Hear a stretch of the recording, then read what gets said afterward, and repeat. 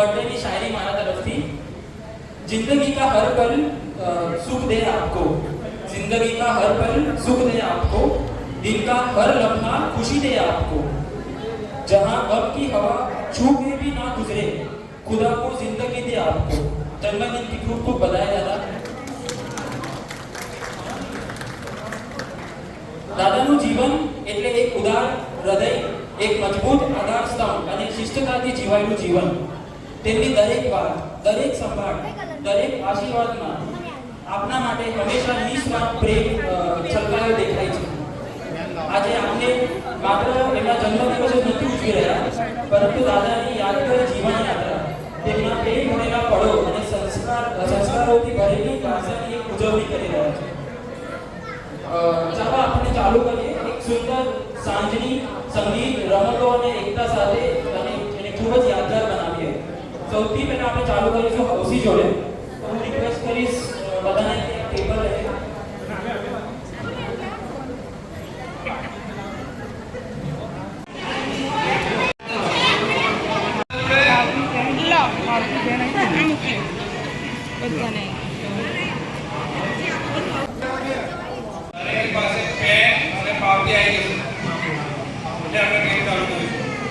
દરેકે નંબરને ફરતે રાઉન્ડ કરવાનો છે, કોઈ પેન મારવાની નહીં। પહેલો નંબર 69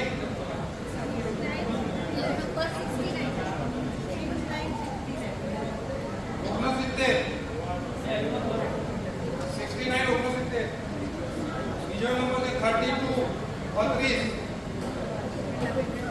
32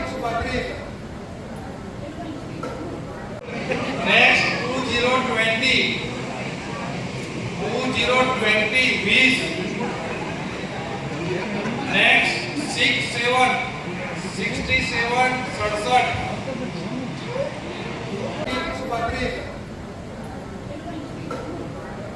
બીજો નંબર છે 49 49 49 ચોથો નંબર છે 1818 1818 नेक्स्ट है 6161 61 नंबर। नेक्स्ट है 2121 21 नेक्स्ट 2020 20 नेक्स्ट 67 67 67 34 34 34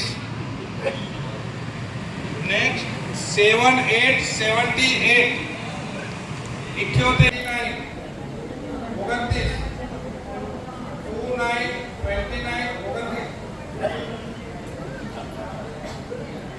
नेक्स्ट 58 58 58 58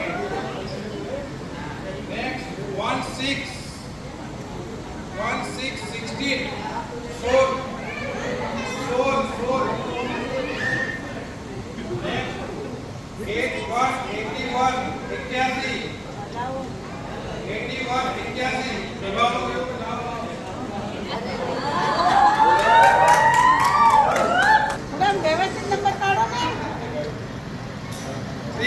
36 गावनी जीवा अरे વચ્ચેની રો પતી ગઈ છે, પહેલી અને છેલ્લી રો અને આ કુલ 101 નેક્સ્ટ એનું ઊંધું 17 17 બીજી રો થઈ ગઈ છે।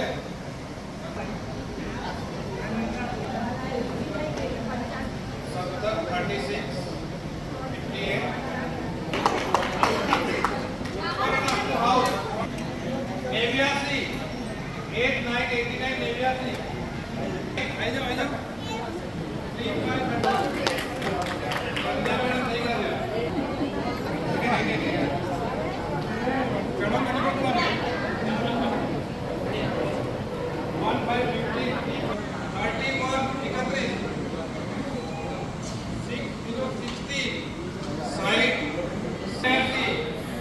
89 79 80 થઈ ગયું તો 8 6 86 નંબર બહુ ધન્યવાદ કરી દો હવે આપો આપો ચાલુ રાખજો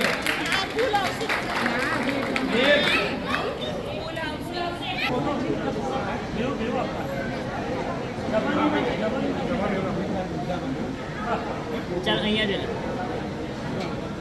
અહીંયા દાદા યસ અહીંયા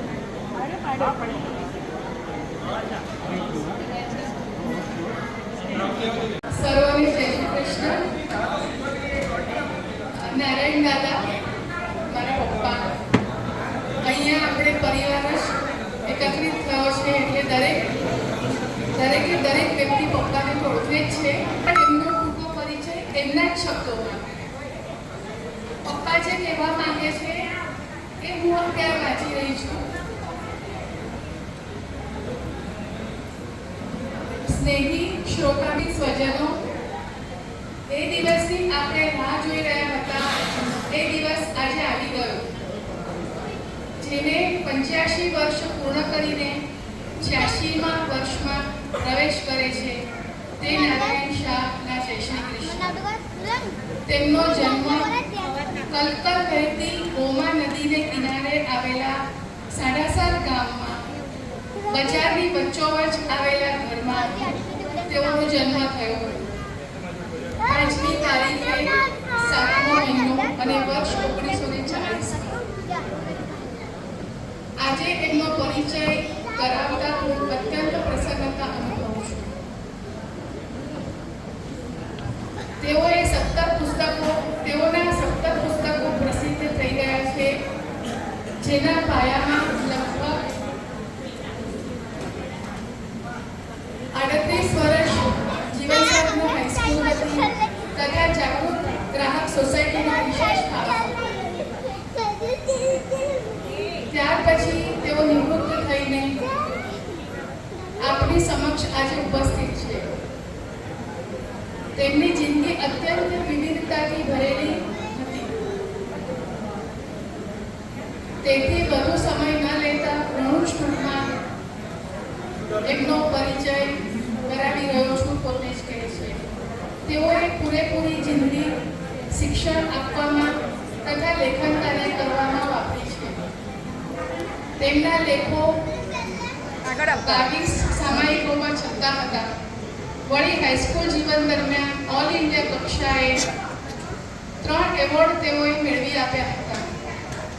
તે કાંઈ નાની સૂની વાત નથી.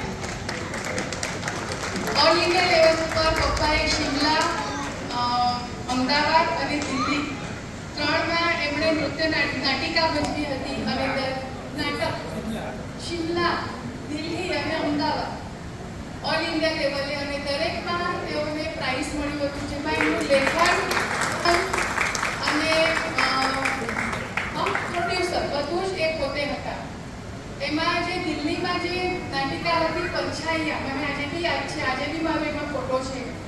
એમાં મને પણ એમણે લીધી હતી અને દિલ્હીના સંસ્મરણો તો આજે બી મારી પાસે છે. એ ઉપરાંત એમને જીવનસાથના સ્કૂલના દરેક કલ્ચરલ પ્રોગ્રામમાં એમાં એમની એક શ્રેષ્ઠ નૃત્ય નાટિકા હતી મારું ફોર્મ. આજે પણ તેમનો અભ્યાસખંડ પુસ્તકો અને મેગેઝિન્સથી ભરેલો છે. આટલું કહીને હું વિરમું છું. શીતળ આબોહવામાં આજકાલ સૌ લહેર કરતા જોવા મળે છે, એટલે અત્યારનો જે માહોલ છે એના વિશે કહી રહ્યા છે. જય હિન્દ, જય શ્રી કૃષ્ણ. આપ સૌનો હું હૃદયપૂર્વક આભાર માનું છું. આ ઉપરાંત વિશેષમાં મારે એક વાત કહેવી છે.